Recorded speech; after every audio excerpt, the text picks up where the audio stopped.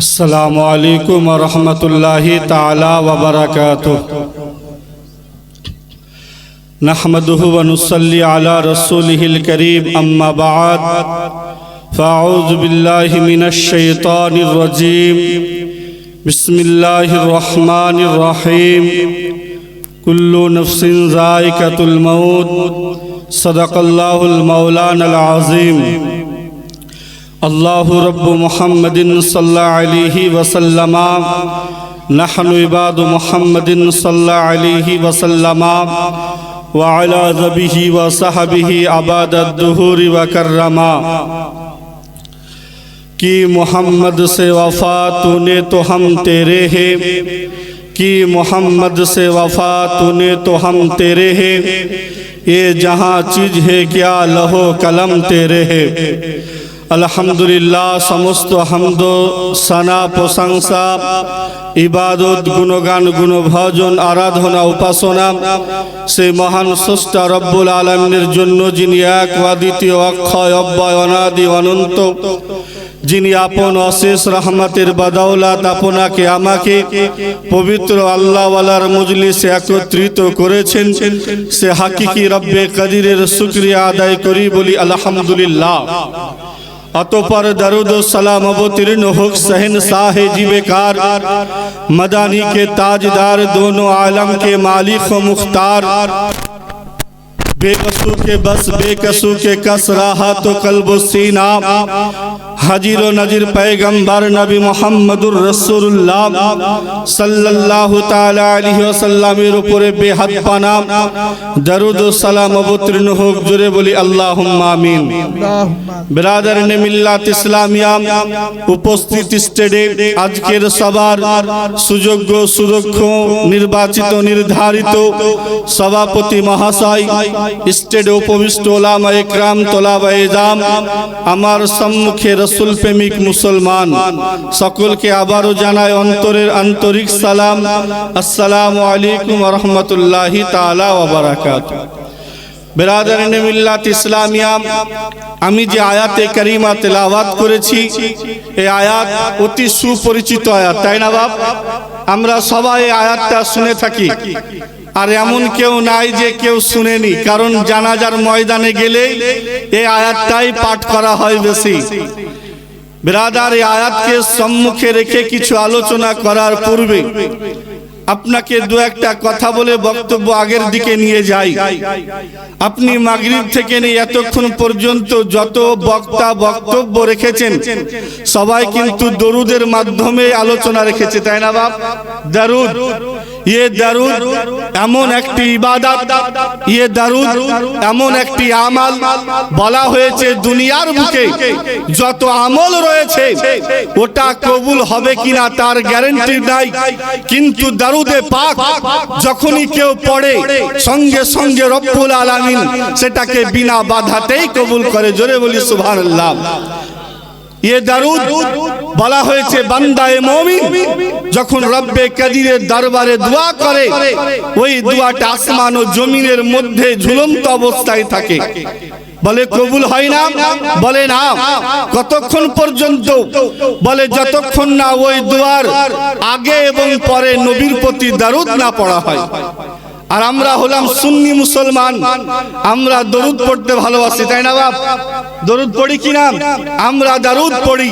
তাই তো কোন এক কবি বলেছে, मोमिनो पढ़ते रहो तुम अपने आका पर दरूद, मोमिनो पढ़ते रहो तुम अपने आका पर दरूद, हे फरिश्तों का वजीफा अस्सलातु वस्सलाम, मैं वो सुन्नी हूँ जमीले, कादरी मरने के बाद मेरा लाशा भी कहेगा अस्सलातु वस्सलाम।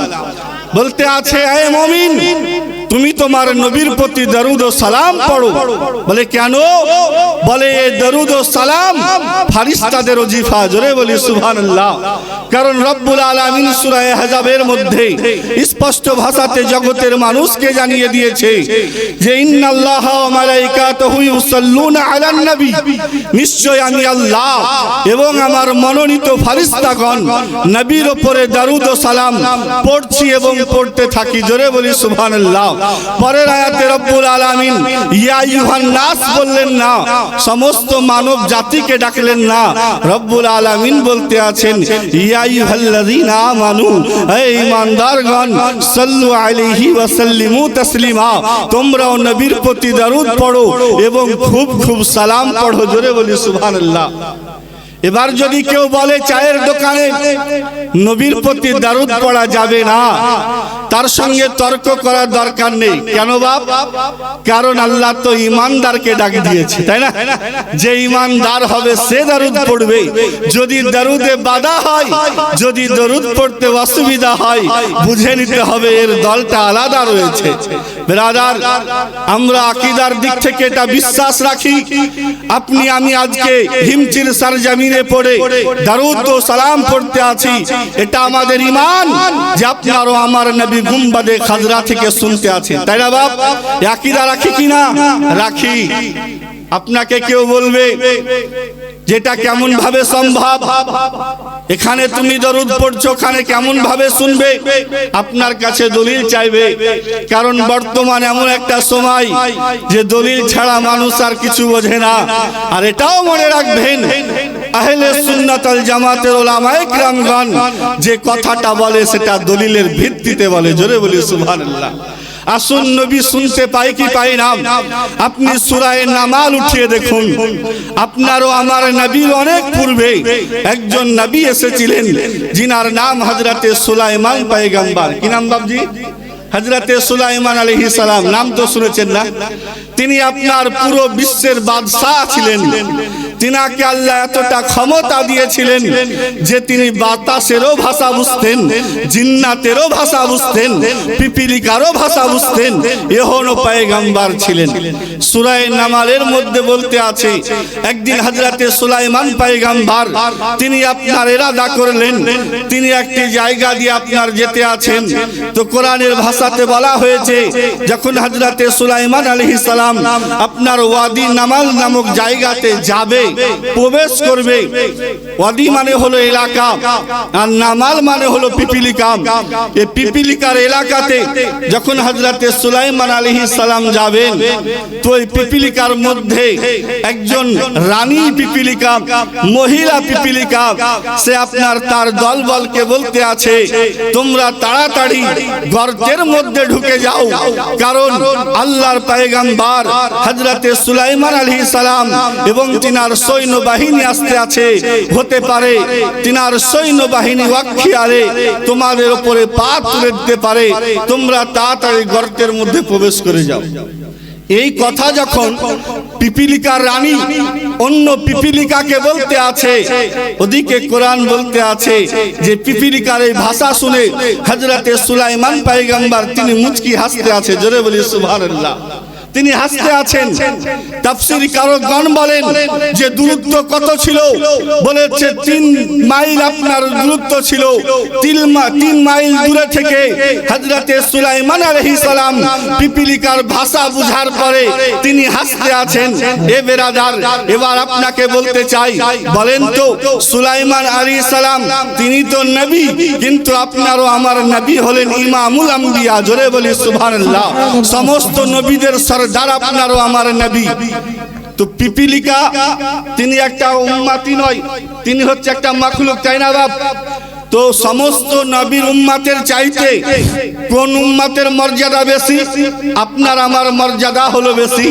কারণ বলা হয়েছে যে উম্মতে মুহাম্মাদি দুনিয়াতে আসার দিক থেকে সবার পরে এসেছে, এটা তো ঠিক, কিন্তু কাল কিয়ামতের ময়দানে যখন আল্লাহ তাবারক তাআলা জান্নাতে প্রবেশ করাবে, তো এই উম্মতে মুহাম্মাদিকে সমস্ত নবীর উম্মতের আগে জান্নাতে দেবে। জোরে বলি সুবহানাল্লাহ। বিরাদারানে মিল্লাত ইসলামিয়া। তো একটা পিপিলিকা কথা বলতে আছে, আর হযরতে সুলাইমান আলাইহিস সালাম 3 মাইলের ব্যবধানে শুনতে আছে। তো যদি একটা পিপিলিকার ভাষা ও নবী শোনার ক্ষমতা রাখে, আপনারও আমার নবী হলেন নবীদের নবী, তাই না বাপ? আর আমরা পিপিলিকার চাইতে উত্তম কি উত্তম না বাপ? উত্তম। অন্যান্য নবীর উম্মতের তুলনায় উম্মতে মুহাম্মাদের শান ও মান হলো বেশি। তো ওখানে পিপিলিকার আওয়াজ যদি তিনি শুনতে পারে, এ উম্মতে মুহাম্মাদের আওয়াজ নবী শুনতে পাবে কিনা বাপ? জোরে বলেন, পাবে কিনা? পাবে। এটাই আমাদের ঈমান। আর কবি আগে বলতে আছে যে তুমি এমন ভাবে দরুদ পড়ো, এমন ভাবে দরুদ পড়ো, যখন তুমি কবরে যাবে নবী তোমাকে, নবী পাককে যখন তোমার সম্মুখে আনা হবে, বাস তখনও যেন তোমার আমার জুবান থেকে আসসালাতু ওয়াসসালামু আলাইকা ইয়া রাসূলুল্লাহ এটাই যেন বের হয়, বের হয়। এটাই একটা মুমিনের আশা। তো আকীদা যখন এটাই, তো আসুন একবার উঁচু আওয়াজে রাসূলে আজমকে স্মরণ করে আবারও একবার দরুদে পাক পড়ি। আল্লাহুম্মা আলা সাইয়্যিদিনা মাওলানা মুহাম্মদ সাল্লাল্লাহু আলা মুহাম্মাদিন সাল্লাল্লাহু আলা मुहम्मद हरदम जुबान से निकालो पाक नामे मुहम्मद हरदम जुबान से निकालो साफियाना मुहम्मद सल्लल्लाहु ताला अलैहि वसल्लम। बिरादर, এ ছিল দরুদের গুরুত্ব। মনে রাখবেন, জীবনে যতদিন বাঁচবেন দরুদকে ছেড়বেন না। কারণ নবী আমার বলেছেন, কাল কিয়ামতের দিনে আমার নিকটবর্তী সবচাইতে সে হবে যে আমার উপরে বেশি বেশি দরুদ পড়ে। জোরে বলি সুবহানাল্লাহ। তাই দরুদকে ওজিফা বানিয়ে নেন। রাত্রে হোক, দিনে হোক, 5 ওয়াক্ত নামাজে হোক, দরুদ পড়তে থাকুন। নিজের সন্তানকে দরুদ শিক্ষা দেন। কারণ এমন একটা সময় আসবে এ দরুদ উঠে যাবে, সালাম উঠে যাবে। মনে রাখবেন, যেদিন দরুদ হারিয়ে যাবে, সালাম হারিয়ে যাবে, কিয়ামতের ময়দানে রাসূল আমাদের কাছ থেকে দূরে চলে যাবে। অতএব দরুদের মাধ্যমে রাসূলে আজমকে চুনুন। যাই হোক, তেলাওয়াত করেছিলাম কোরআনে পাক হইতে সুপরিচিত আয়াত। আল্লাহ পাক বলেন, প্রত্যেকটা নফসকে মওতের স্বাদ চাখতে হবে, তাই না বাপ? এটা তো সবাই মানেন, চাকতে হবে। কিন্তু বড় আশ্চর্য বিষয়, হয়তো আপনি খেয়াল করেছেন কি জানি না, এ মওত দুই ধরনের। কেউ মরার পরে মরেই যায়, কেউ মরার পরে মরেই যায়, আর কেউ মরার পরে চির অমর হয়ে যায়। জোরে বলি সুবহানাল্লাহ। কেমন ভাবে? আপনার এখানে হয়তো গোরস্থান আছে, আপনার ওই কবরস্থানে অনেক নেতা বাদশাহ, অনেক বড় জমিদার মরে পড়ে আছে, নাই বাপ? পড়ে আছে। তার চর্চা হয়? তার চর্চা হয় না। কিন্তু আজ দেখেন, জিনার আজকে 40 করতে আছি, শুধু এটা আজকে নয়, 40 বছর পরেও দেখবেন এই জায়গাতে উরুসে পাক হবে তিনারই নামে। হবে না বাপ? হবে। কারণ কি? আপনার গ্রামের যিনি জমিদার ছিলেন, সে মরার পরে তার চর্চা হারিয়ে গিয়েছে, আর ইনার চর্চা এখনো জারি আছে, কিয়ামত পর্যন্ত থাকবে। আপনি চলে যান পিরানে পীর দস্তগীর, গৌসে আজম কুতুবে রব্বানি, আর শাহ সরকার বড় পীর আব্দুল কাদের জিলানী। বলেন তো, গ্রামের কে জানে না গেরবি শরীফের কথা? কিন্তু কবে তিনি চলে গিয়েছেন, আজও তিনার চর্চা। কেন? কারণ রব্বুল আলামিন বলেন, ফাজকুরুনি আযকুরকুম, বান্দা তুমি আমার চর্চা করো, আমি আল্লাহ তোমার চর্চা করব। জোরে বলি সুবহানাল্লাহ। তো জিনারা আল্লাহ আল্লাহ করতে করতে নিজের জীবনের প্রতিটা সময়কে ব্যয় করে দিয়েছে। রব্বুল আলামিন বলে, আজ তো তুমি দুনিয়া থেকে চলে আসবে, এটা তো ঠিক, কিন্তু তোমার চর্চাকে কিয়ামত পর্যন্ত কায়েম আমি রাখবো। আর যারা দুনিয়ার বুকে আল্লাহ আল্লাহ রাসূলকে ভুলে গিয়ে দুনিয়াদারি করলো, আল্লাহ পাক রাসূল সাল্লাল্লাহু আলাইহি ওয়াসাল্লাম বলেন যে, বান্দা তুমি যে জিনিসের পিছনে ছুটতে আছো, মনে রাখবে তুমি যখন মারা যাবে, সর্বপ্রথম তোমার কাছ থেকে ওই জিনিসগুলোই আগে হারিয়ে যাবে। আপনাকে যেমন তুলে ধরি, আমরা যে দুনিয়ার বুকে অনেক তোড়জোড় করি, কেন? মানুষ যেন আমাদেরকে একটা পেহচান, আমাদের যেন একটা পরিচয় হয়, আমাদেরকে যেন একটা নাম ধরে ডাকে যে ইনি অমুক শেঠ ছিলেন, অমুক জমিদার ছিলেন। তারপরে আমরা কি করি, বাড়ি তৈরি করি, নামাজ রোজা ছেড়ে দিয়ে বিশাল বাড়ি তৈরি করার দিকে আমরা ছুটি, যে আমরা একটা বিশাল বাড়ি তৈরি করি, করি না বাপ? করি, নামাজ ছেড়ে দিই। কিন্তু আপনি দেখেন, যখনই আপনার আমার গ্রামে কেউ মারা যায়, তো তাকে যদি কোনো মুফতি মারা যায়, যদি কোনো আপনার জমিদার মারা যায়, যদি কোনো নেতা মারা যায়, তো তাকে তার মরে যাওয়ার পরে মানুষে সেটা বলে না যে আমাদের প্রধানটা কোথায় শুয়ে আছে, এই কথা বলে বাপ? বলে না। কি বলে? যে লাশটা কোথায়। আপনি ভেবে দেখেছেন যে ব্যক্তিগুলো দুনিয়া নিয়ে দুনিয়া করতে করতে নিজের জীবনের সব বয়সটাকে পার করে দিল, মরার সঙ্গে সঙ্গে ওই নামটাকে আল্লাহ আগে ছিনিয়ে নেয়। তারপরে আপনি আরো গভীরে যান, এখন আপনার আমার শ্বাস চলতে আছে, আপনি যদি এখন অসুখ পড়েন, আপনাকে যত্ন সহকারে বাড়িতে শোয়ানো হবে। কিন্তু বলেন তো, আল্লাহ না করুক যদি এখানে কারো মৃত্যু হয়ে যায়, ওই ব্যক্তিকে বাড়ির ঘরের মধ্যে তুলবে না বারান্দাতে চকিতে শুইয়ে দেবে? কি করবে বাপ? বারান্দায় শোয়াবে কি না চকিতে রেখে দেবে? হায় আফসোস, এটা আপনার আমার চোখে কত হতে আছে, আমরা কত দেখতে আছি, কতজনকে দাফন করে দিলাম, কিন্তু হুঁশ হয় না যে দুনিয়ার পিছনে ছুটতে গিয়ে নামাজকে ছেড়েছি, দুনিয়ার পিছনে ছুটতে গিয়ে রাসূল আজমের সংবিধানকে ছেড়েছি। ওই শ্বাসটাই যখন বন্ধ হবে, ওই বিশাল বাড়ি থেকে বাইরে বের করে দেবে। আপনার আমার নাম নিশান শেষ। কিন্তু যিনারা আল্লাহ ওয়ালা হয়ে যায়, কসম খোদার কিয়ামত পর্যন্ত আল্লাহ তিনাদের জিকির আজকারকে আবাদ রাখে। এরই জন্য বলেছিলাম যে কেউ মরার পরে একদম মরে যায়, আর কেউ মরার পরে অমর হয়ে যায়। জোরে বলি সুবহানাল্লাহ। এই মৃত্যুর স্বাদ দুই ভাগে হয়, দুই প্রকারের। আপনাকে একটা উদাহরণ দিই। দেখবেন আমাদের অনেক টাইমে শরীরে জ্বর হয়, হয় না বাপ? জ্বর হয়। তো জ্বর যদি হয় আর ওকে যদি মিষ্টি খাবার দেওয়া যায়, মিষ্টি লাগবে না তিতো লাগবে বাপ? তিতো তিতো ভাব লাগবে। আর যার শরীর একদম তাগড়া থাকবে, সুস্থ থাকবে, ও কিন্তু সেই স্বাদ অনুভব করবে যতটা মিষ্টি দেওয়া হবে। ঠিক মউতের স্বাদটা ওই রকম। যার অন্তর রাসূল আজমের ইশকে আল্লাহ তাবারক তাআলার মহব্বতে ভরপুর, এহনো ব্যক্তি একবার নয় বারবার মরতে চায়। জোরে বলি সুবহানাল্লাহ।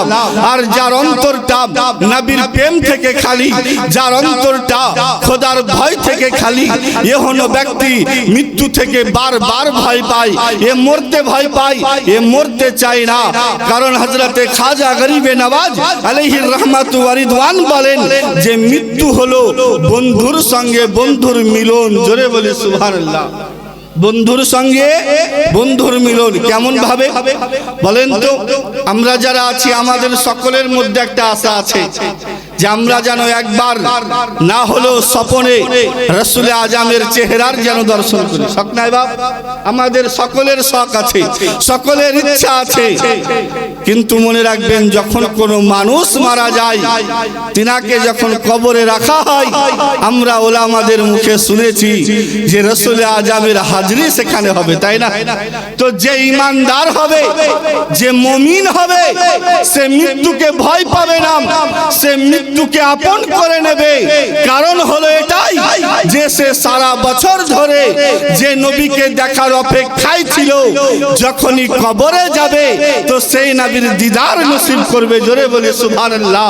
এরই জন্য আমার খাজায়ে খাজেগান, রাজায়ে হিন্দুস্তান হযরতে খাজা মুঈনুদ্দিন আস-সঞ্জারি রহমাতুল্লাহ আলাইহি তিনি বলেন যে মৃত্যু হলো বন্ধুর সঙ্গে বন্ধুর মিলন। জোরে বলি সুবহানাল্লাহ। ব্রাদার, এবার আসুন যে নবীর মোহাব্বত যদি অন্তরে থাকে তবে মৃত্যুটা হবে মধুর, আর মোহাব্বত যদি রাসূল আজমের অন্তরে না থাকে তবে সেই মৃত্যু হবে ভয়ানক। এই মোহাব্বত কার নাম? এই বিষয়ে কয়েকটা কথা বলে এগিয়ে যায়। মনে রাখবেন, মোহাব্বত ভালোবাসা আমরা যারা এখানে আছি আমাদের মধ্যে আল্লাহ তাবারক তাআলা একটা জিনিস দিয়েছে আমাদের বডিতে, যেটাকে কলব বলা হয়, অন্তর বলা হয়। বুঝতে পারলেন না বাপ?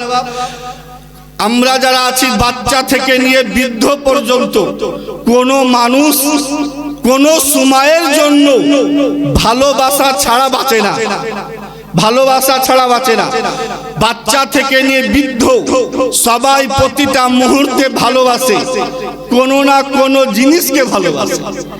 আপনি ছোট্ট বাচ্চার কাছে যাবেন, তার হাতে যদি একটা চকলেট থাকে আপনি চাইবেন তো আপনাকে দিবে বাপ? সহজে দেয় না। সে কিন্তু চকলেটটাকেই ভালোবাসে, তার মধ্যে মন আছে, চকলেটকে ভালোবাসতে আছে। আপনি তার থেকে একটু ঊর্ধ্বে যাবেন, 5 বছরের বাচ্চার কাছে যাবেন, তার কাছে খেলনা থাকে, আপনি খেলনা চাইবেন, সে খেলনা দেবে না, কিন্তু সে চকলেট দিয়ে দেবে। ভালোবাসার পরিবর্তন হতে আছে। আপনি যখন 12 বছরের যুবকের কাছে যখন যাবেন, বলবে যে বাপ তুমি যাকে মা বলে ডাকছো এটা তোমার মা নয়, এটা হলো আমার কাকি, এটা হলো আমার নানি। সে কিন্তু এটা মানতে চাই না, বলে তোমার কেউ নয়, এটা হলো আমার মা। বলে কি বলে না? এ ভালোবাসার পরিবর্তন। এ যুবক যখন আপনার 25 বছর বয়সে নওজওয়ান হয়, এ ভাইয়ের সম্মুখে যদি তার বোনকে নিয়ে কেউ গালি দেয়, ভাই চুপ থাকে না, কারণ তার মধ্যে বোনের ভালোবাসা পেয়ে যায়।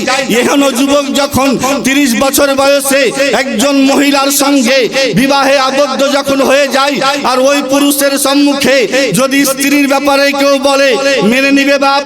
মানবে না। আমাদের গ্রামে একজন আপনার বিয়ে দেখছে, খুবই বিয়ে দেখছে, তোকে বললাম যে কি ব্যাপার বিয়ে করো না কেন? তো বলে কার পা ছোট, বলে কার চলা বেকা, বলে কার কথা স্পষ্ট নয়। তো এইভাবে কিছুদিন পরে বিয়ে একটা হয়েছে। তো তাকে বললাম যে যাকে বিয়ে করেছে তো চোখটা একটু ছোট, বলছে খবরদার এই কথার বলবার আমার সামনে বলছি। বললাম কেন? তুমি তো এর আগে 10টা মেয়ের 10 রকমের খুদ বের করেছিলে। বলছে এতদিন যাদের খুদ বের করেছিলাম তাদের সঙ্গে বিয়ে হয়েছিল না, কিন্তু তুমি আজকে যার খুদ বের করছো একে আমি আমার নিজের স্ত্রী বলে মেনে নিয়েছি। নিজের তো যতদিন নিজের ছিল না তার দোষ বের করেছে, তাকে কষ্ট হয়নি, কিন্তু যখন আমার হয়ে যায় তখন তার দোষ বরদাস্ত করা যাবে বাপ? যাবে না।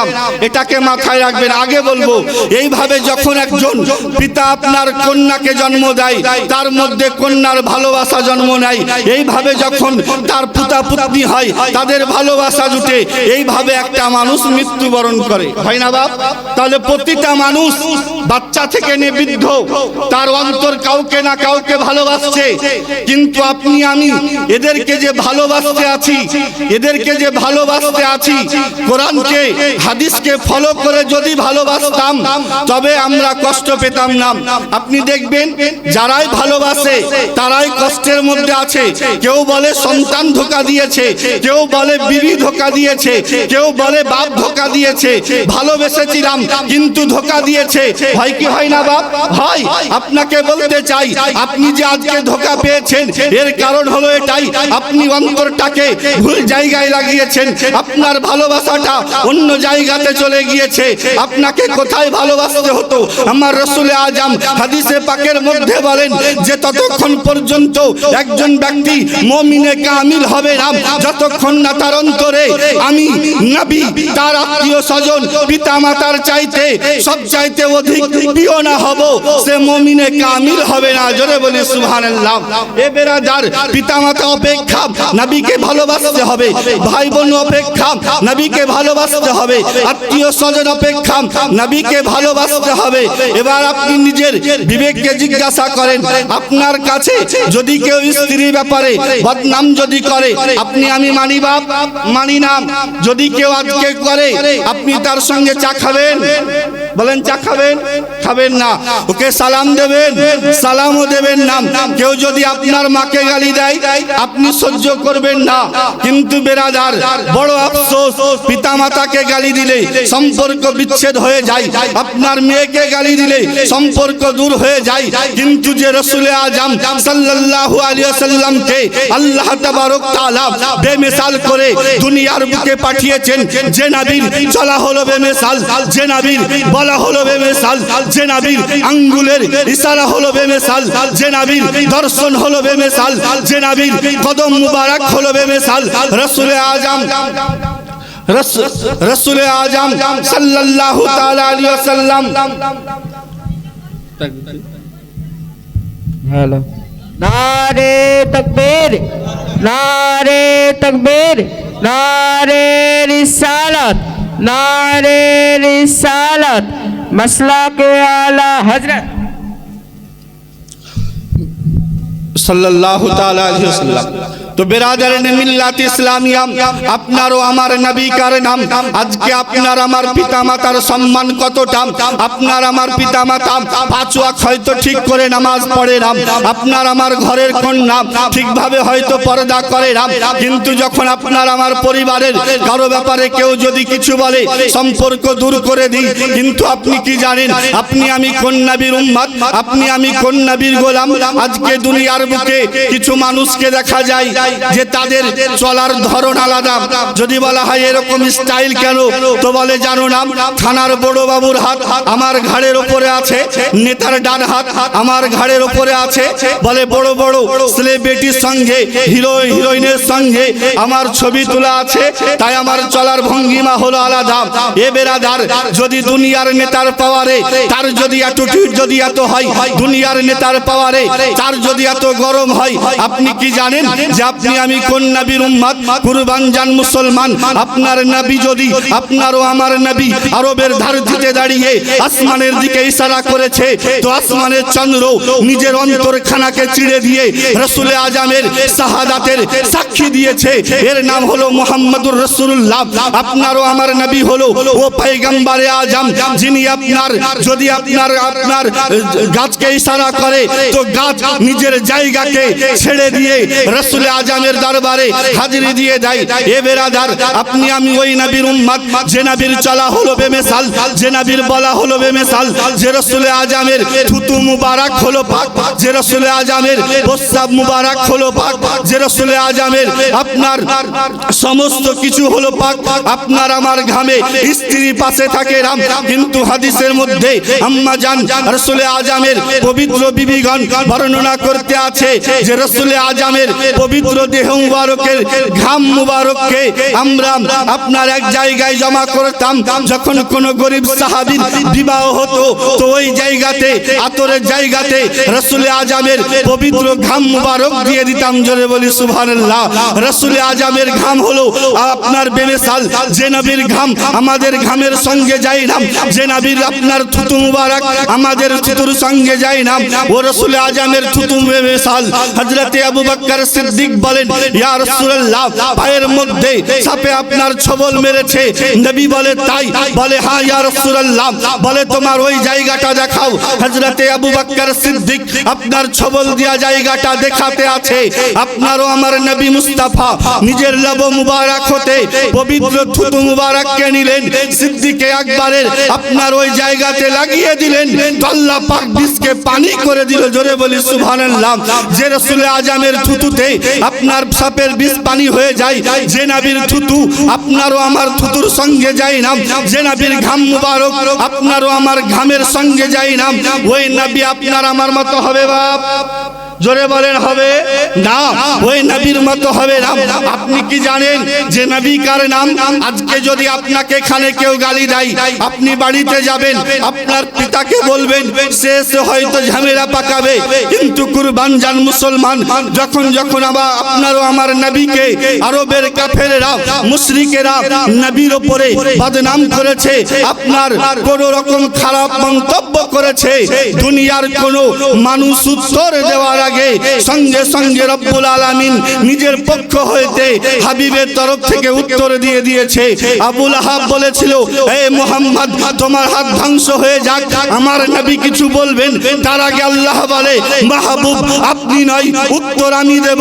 সঙ্গে সঙ্গে রব্বুল আলামিন জিবরিল আমিনকে বললেন, হে জিবরিল যাও আমার নবীর নিকটে সূরা লাহাবকে অবতীর্ণ করে দাও। বেরাদার, আবু লাহাব বলেছিল মুহাম্মাদের হাত ধ্বংস হয়ে যাক, আল্লাহ তাবারক তাআলা নবীর পক্ষ থেকে উত্তর দিয়ে দিলেন, এর নাম হলো রাসূল আজম সাল্লাল্লাহু আলাইহি ওয়াসাল্লাম। আপনার আরবের মানুষেরা বলেছিল, যখন রাসূল আজমের শিশু সন্তানেরা দুনিয়া থেকে পর্দা করে গেলেন, কেউ বলল যে মুহাম্মদের বংশ শেষ, মুহাম্মদের খানদান শেষ, মুহাম্মদ তো শেষ হয়ে যাবে, এর তো চর্চা থাকবে না। আল্লাহ বলে, মাহবুব আপনি চুপ থাকেন। জিবরিলকে বলছে, জিবরিল যাও আর সূরা কাউসার শুনিয়ে দাও। জোরে বলি সুবহানাল্লাহ। বেরাদার, এবার আপনি ভাবেন, আজকে অনেক মানুষ বলে যে তোমরা নবীর ব্যাপারে এত আলোচনা করো, আর যারা নবীর বিরুদ্ধে বলো তাদেরকে এত খারাপ ভাষায় বলো। তাকে একটা কথা বলবেন, যেটা দুনিয়ার কারো সুন্নাত নয়, এটা আমার আল্লাহ তাবারক তাআলার সুন্নাত, যে নবীর ব্যাপারে কেউ যদি কিছু বলে তার উত্তর দেওয়াটাই হলো রব্বে কাদিরের সুন্নাত। জোরে বলি সুবহানাল্লাহ। এরই জন্য আমরা বরদাস্ত করি না। এবার আপনি বলেন, কেউ যদি আপনার কাছে দাঁড়িয়ে বলে যে নবী তো আমাদের মতো, বলেন তাকে সালাম করবেন আপনি? বাপ করবেন আপনি? এরপরেও যদি কেউ বলে তারও তো জুব্বা আছে, দাঁড়িয়ে আছে, কেন সালাম করব না? তো বুঝে নিতে হবে যে ইমানে ভেজাল আছে। কারণ নিজের মাকে গালি দিলে সালাম দেওয়া পছন্দ করে না, আর নবীকে আমার মতো বলতে আছে। কেউ আবার বলে এটা আবার কোনো গালি হলো নাকি? তা আপনাকে একটা উদাহরণ দিই। ধরেন আপনার গ্রামে এমন কোন মহিলা আছে যার বিবাহ হয়নি, আর পাড়ার লোক যদি ওকে বলে যে ছেলের মা, তো রাগ হবে কি হবে না বাপ? যে মহিলার বিবাহ হয়নি তাকে যদি ছেলের মা বলে রাগ হবে কি হবে না? আর রাগ হবে।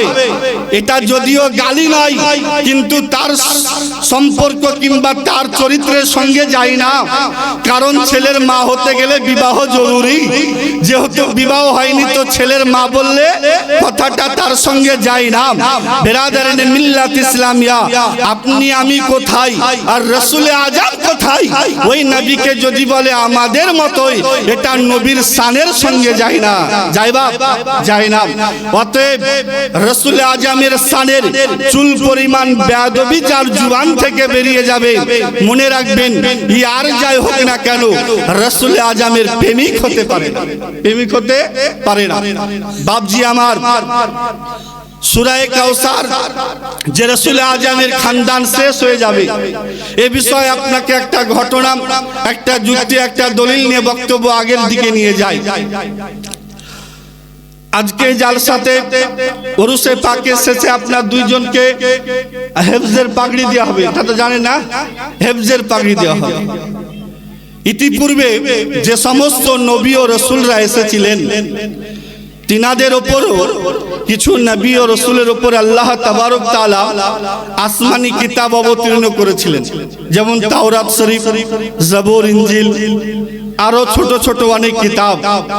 কিন্তু বলা হয়েছে যে ওই কিতাবগুলো যে নবীর উপরে অবতীর্ণ করা হয়েছিল, হযরতে মুসা আলাইহিস সালাম, হযরতে ঈসা আলাইহিস সালাম, হযরতে দাউদ আলাইহিস সালাম, যে নবীদের উপরে নাজিল করা হয়েছিল, শুধুমাত্র তিনারাই ওই কিতাবের হাফিজ ছিলেন, তিনাদেরই মুখস্থ ছিল। দ্বিতীয় কোন তিনাদের জামানার কোন উম্মতের ওই কিতাব মুখস্থ ছিল না। কথা বুঝা আসলে না বাপ? ওই কিতাবগুলো ওই নবীদেরই শুধু মুখস্থ ছিল।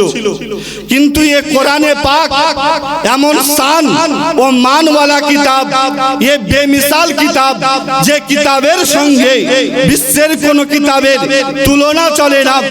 এ কিতাবকে আল্লাহ তাবারক তাআলা শুধুমাত্র আপন নবীর সিনার মধ্যে মাহফুজ রাখেনি, আল্লাহ তাবারক তাআলার রাসূল পাকের সমস্ত মুজিজা সমূহের মধ্যে একটা মুজিজা হলো যে তিনার উম্মতের মধ্যে কিছু উম্মত এই কোরআনকে নিজের সিনাতে মাহফুজ করে নেয়। জোরে বলি সুবহানাল্লাহ।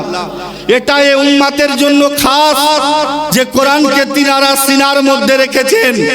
আজিজানে মুহতারাম, ये कुरान अल्लाह तबारक ताआला रसूल सल्लल्लाहु अलैहि वसल्लम एक জায়গাতে বলেন যে আমি তোমাদের জন্য শেষ জামানায় আমার পরে তোমাদের জন্য আমি কোরআন এবং আমার সুন্নাতকে রেখে গেলাম। অপর জায়গায় বলে আমি কোরআন এবং আহলে বায়াতকে রেখে গেলাম। জোরে বলে সুবহানাল্লাহ। আহলে বায়াতকে রেখে গেলাম। আহলে বায়াত মানে আপনার রাসূল আজমের খানদান যিনারা হয়, সৈয়দ যিনারা হয়, তিনাদেরকে রাসূল আজমের ঘরানা বলা হয়। ये ঘরানার শান কিরকম? আমার আলা হযরত আজিমুল বরকত कंजुल करामत इमाम इसको मोहब्बत इमाम अहमद रजा खान अलैहि रहमत व रिदवान तिनी बोलते आछेन तेरी नस्ले पाक में है बच्चा बच्चा नूर का, तू है आईने नूर तेरा, सब घराना नूर का। या रसूल अल्लाह শুধু কি আপনি নূর? বলে না ইয়া রাসূলুল্লাহ, আপনার ঘরের বাচ্চা বাচ্চা বাচ্চারাও নূর। জোরে বলি সুবহানাল্লাহ। এ বেরাদার, এ শান আহলে বায়াতের বলা হয়েছে। রাসূল আজম বলেন যে আহলে বায়াত এবং কোরআনকে রাখলাম। খুবই মনোযোগ। আল্লাহ পাক তো বলতে পারতেন, রাসূল আজম তো বলতে পারতেন যে কোরআন এবং সাহাবীকে রেখে গেলাম, কারণ সাহাবীর সম্মান, সাহাবীর মানব বেমিসাল। সাহাবী কাদের বলা হয়? বলা হয়েছে যিনারা ঈমানি অবস্থায় নবীকে দেখলেন, কালেমা পড়ে মুসলমান হলেন এবং ঈমানের সঙ্গে ইন্তেকাল করলেন, তিনারা হলেন সাহাবী। কথা বুঝাছিল না? নবীকে দেখলেন ঈমানের সঙ্গে, শুধু দেখাতেই যথেষ্ট নয়, ঈমানের সঙ্গে। কারণ আবু জেহেলও তো দেখেছে, দেখেনি বাপ? তাহলে কি হবে? সাহাবী না, ঈমানের সঙ্গে দেখেছে এবং নবীর হাতে কালেমা পড়ে মুসলমান হয়েছে এবং ঈমানের সঙ্গে ইন্তেকাল করেছে। ইনাদেরকে বলা হয় সাহাবী। তো যদি সাহাবীর কথা বলতেন যে কোরআন এবং সাহাবীকে রেখে গেলাম, আজকে দেখবেন আহলে সুন্নাত ওয়াল জামাত যে কোরআন পড়ে, গায়ের মুকাল্লিদ যারা আছে, লা মাযহাবী যারা আছে, তারাও কোরআন পড়ে। পড়ে না বাপ? পড়ে কি পড়ে না? পড়ে। তারাও কোরআন পড়ে, আমরাও কোরআন পড়ি। আপনি হয়তো পেরেশান হয়রান হয়ে যাবেন যে কোনটা মানবো আর কোনটা ছেড়বো। আসুন আপনাকে জলের মতো পরিষ্কার করে বুঝিয়ে দিই। নবী আমার বলতে পারতেন সাহাবাকে রাখলাম, কিন্তু সাহাবীর কথা বললেন না। কেন বললেন না? কারণ রাসূল আযম সাল্লাল্লাহু আলাইহি ওয়াসাল্লাম একদিন দুনিয়া থেকে পর্দা করে যাবেন। এইভাবে কিছুদিন সাহাবীর দৌর চলবে। একটা সময় আসবে দুনিয়ার বুক থেকে সমস্ত সাহাবা বিদায় নিয়ে নেবে। আমার নবী তো বা হায়াতে দুনিয়ার বুকে বাহ্যিক দৃষ্টিতে তো আর নেই, নবীর হাতে তো আর কেউ কালমা পড়ে সাহাবীর ফজিলত আর তো কেউ পাবে না। তো যদি সাহাবীকে রেখে যেতাম, একটা দৌর আসতো, সাহাবীর জামানা শেষ হয়ে যেত, সাহাবী থাকতো না, কোরআন হয়তো একা হয়ে যেত। মানুষ যে যেরকম ভাবে পড়তো, মানুষ যেভাবে পারতো তরজমা করতো। কিন্তু আমার রাসূল আযম বলে না না, সাহাবী নয়, আহলে বায়াতকে রেখে গেলাম। বলে আহলে বায়াতকে রেখে কি হবে? বলে যেমন ভাবে দৌড়ে দৌড়ে কোরআন যেমন ভাবে প্রতিটা দৌড়ে পা রাখবে আর প্রতিটা দৌড়ে কোরআনের সঙ্গে সঙ্গে আমার ঘরানা থাকবে। আপনি আজকে দেখুন না, রাসূল আযম পর্দা করে গেলেন তো সাহাবা সামাল দিলেন। সাহাবার পরে হযরত আলী ইল মুর্তজা রাদিয়াল্লাহু তাআলা আনহু কোরআনের হেফাজত করলেন। দিনার ওফাতের পরে ইমামে হাসান রাদিয়াল্লাহু তাআলা আনহু কোরআনের হেফাজত করলেন। দিনার ওফাতের পরে কোরআন আগে বাড়তে আছে, তো কোরআনের বডিগার্ড হিসাবে ইমামে হোসাইন ধরলেন। ইমামে হোসাইন চলে গেলেন, কোরআন আপন দৌরের মতো আগে বাড়তে আছে। তো জাইনাল আবেদিন আসতে আছে, কোরআন আগে বাড়তে আছে। তো ইমামে সাদিক আসতে আছে, কোরআন আগে বাড়তে আছে। তো ইমামে বাকির রাদিয়াল্লাহু তাআলা আনহু আসছেন, কোরআন আগে বাড়তে আছে। সাহেলে বায়াত আসতে আছে। মক্কার সরজমিন থেকে নিয়ে কোরআন মদিনাতে গেল, নবীর ঘরানা গেল। মদিনা থেকে নিয়ে ও কোরআন বাগদাদে আসলো। তো রাসূল আযমের ঘরানা পীরানে পীর দস্তগীর গৌসে আযম কুতুবে রব্বানি আশা শাহ বড় পীর আব্দুল কাদের জিলানী আলাইহি রহমাত ওয়া রিদওয়ান তিনি চলে আসলেন। ও কোরআন যখন বাগদাদ থেকে আপনার আজমিরের ধরতিতে আসলেন, তো হিন্দাল ওলি আতে রাসূল হযরতে খাজা মুঈনুদ্দিন আসলেন। এই কোরআন যখন আপনার কলকাতার সরজমিনে আসলেন, তো পবিত্র খিদিরপুরের দরবার শরীফে সৈয়দ আলী রাসূল চলে আসলেন। এসেছে। এই কোরআন যখন বীরভূমের ধরতিতে গেল তো আপনার ছোট হুজুরে পাক গেল, যেমন ভাবে কোরআন আগে যেতে আছে আপনার আহলে বায়াত যেতে আছে, কিয়ামত পর্যন্ত কোরআন থাকবে তো আহলে বায়াত থাকবে। যেদিন কোরআন আহলে বায়াত থাকবে না ভাববেন কিয়ামত শুরু হয়ে গেছে। কথা বুঝে আসলো না? এবার আপনি বলেন, আমরা যারা আহলে বায়াতকে মান্যতা দিই, আপনি আমাদের উপরে যান, গৌস আমাদের মধ্যে আছে, নাই বাপ?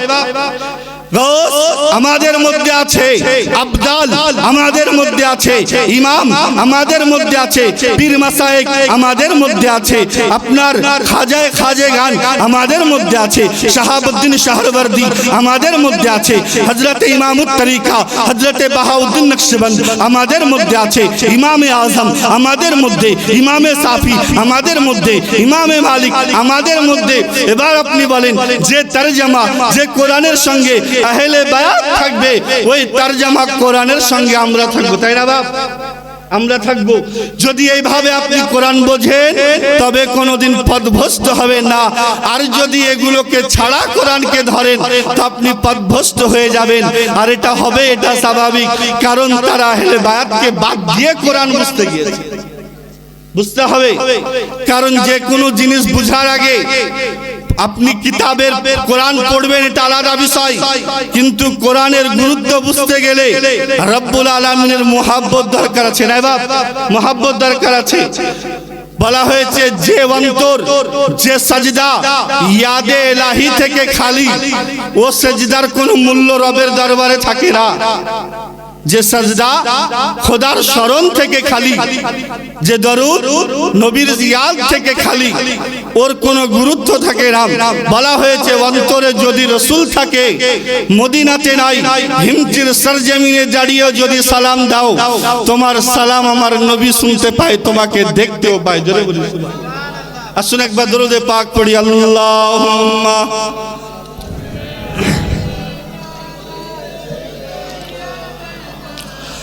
मौलाना मोहम्मद सैयदना मौलाना मोहम्मद सल्लल्लाहु अला मुहम्मदिन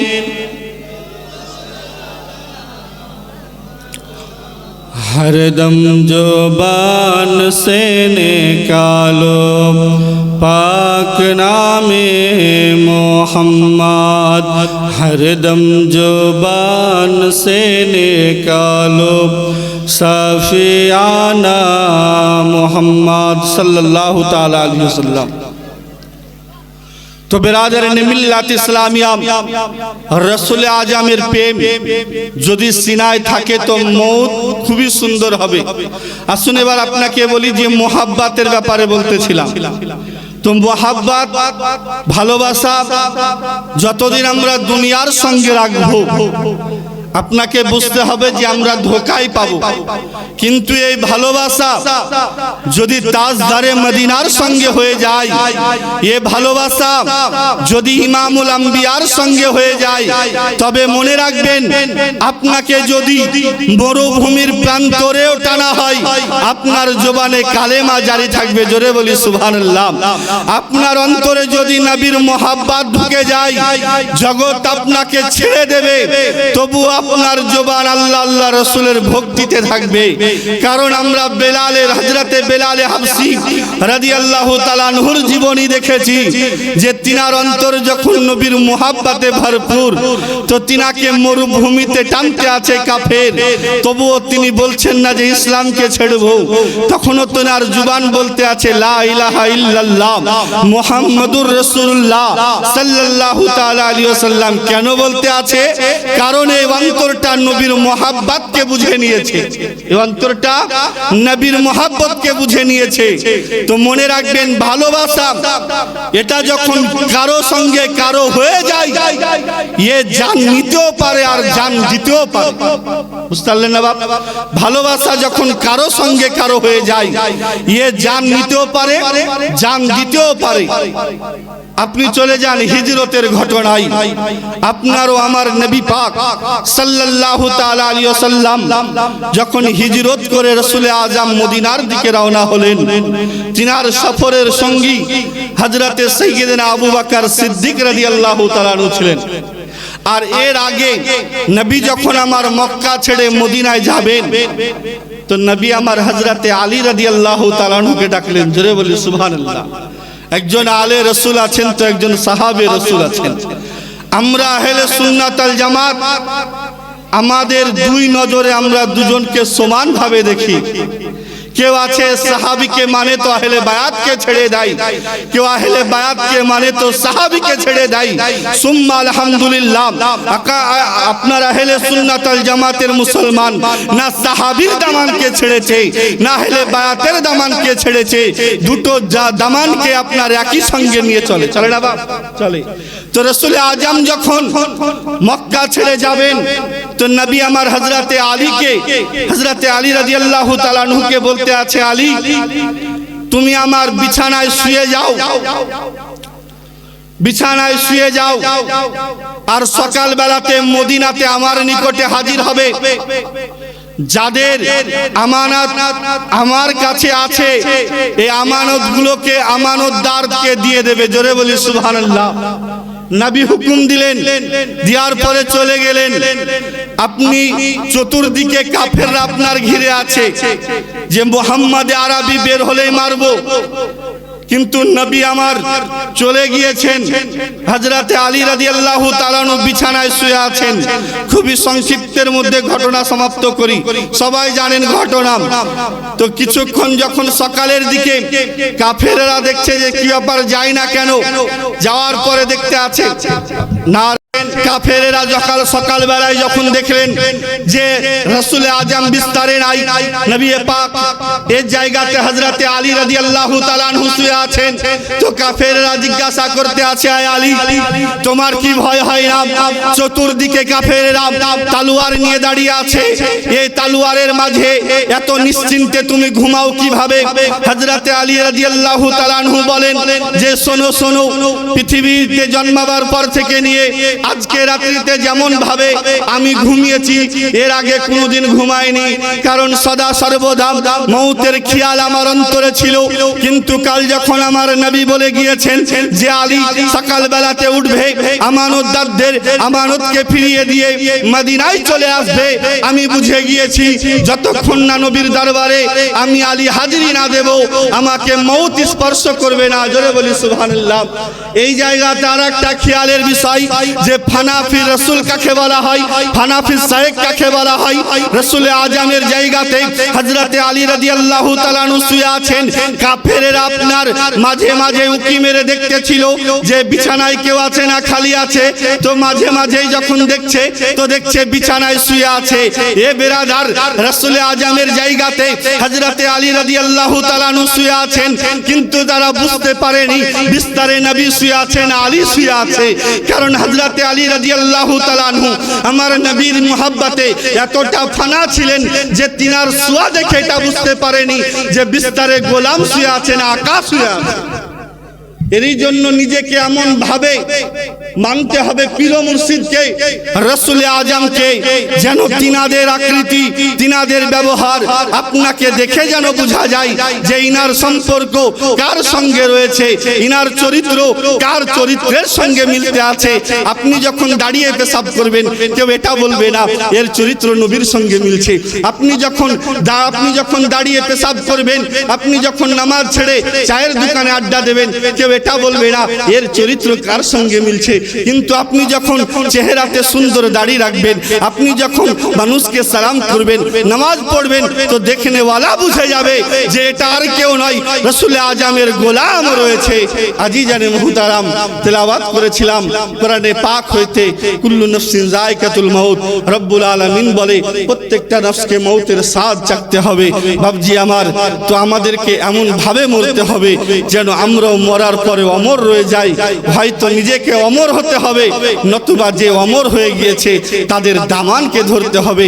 আল্লাহ পাক রব্বুল আলামিন যেন আপনাকে আমাকে আমাদের সকলকে যেন সে তৌফিক দান করে, আমিন। আলোচনার মধ্যে বোঝাতে গিয়ে ভাষাগত যদি হয় ভুল, আপনাদের নিকটে ক্ষমা চাই।